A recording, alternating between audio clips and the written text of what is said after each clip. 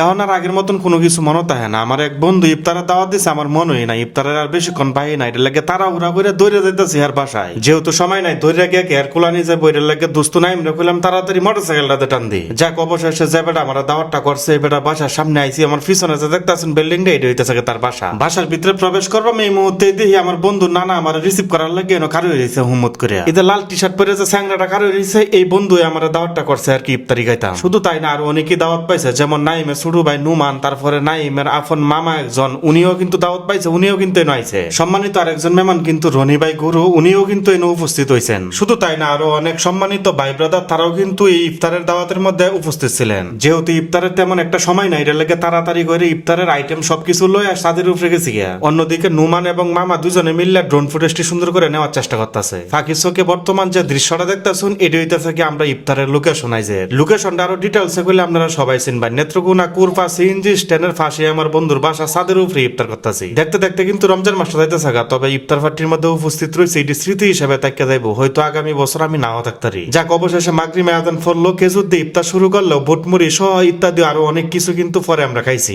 যেহেতু ইফতারক তো বেশি একটা সময় পাওয়া যায় না, এটার লাগে হালকা পাতলা খাওয়ানটা আমরা আগে খাইয়া লইছি, তারপরে আরো খাওয়ান বাইরে রয়েছে। এখন লোকে মাগরিবের নামাজ আদায় করতেছি সবাই। মাগরিবের নামাজ আদায় করে তেমন একটা দেরি করছি না, তাড়াতাড়ি টেবিলের মধ্যে বসেছি, কারণ খাওয়ান যেহেতু বাইরে সেটি খাইয়ে জন লাগবে না লাগে বন্ধু ছাড়বো ইন্দে করতে গেছে আরেক কাহিনী। খাইতে খাইতে নানার মাথা গরম হয়ে গেছে, না আমরা কইলাম টুপিটা উদাম করে স্টেডিয়ামটা খুললে দাও। বাপরে বাপ, স্টেডিয়ামটা উদাম করে দিতে খাওয়া যায় ধরাইছে নানা একবারে ফুটাই আলছে গায়া। এখন জানে নানা স্টেডিয়ামটা ফাঁকা হয়ে গেছে। নানা কিন্তু অবসরপ্রাপ্ত একজন সেনাবাহিনী। নানার লাগে আপনারা সবার কাছে দোয়া চাই। নানা কিন্তু অত্যন্ত ভালো মনের একজন মানুষ, এবং যারা ইফতার আয়োজন করছেন তারার লাগেও কিন্তু আপনারা দোয়া করবেন, এমনকি আপনারা লাগেও আমি দোয়া করি সবসময়। এতক্ষণ কষ্ট করে এই পর্যন্ত যারা ভিডিওটা দেখছেন সবাই জাযাকাল্লাহ। আল্লাহ তাআলা আপনারা ভালো রাখ, সুস্থ রাখ ও ফাঁসক্ত নামাজ আদায় করুন। যে নামাজ আদায় না করলে কিন্তু ফেরেশতারা ঠান্ডা মানে ঠান্ডা করে বলবো, এটা তো আমার সব আপনার যত বড় প্রেসিডেন্টের ফুল হয় না করে।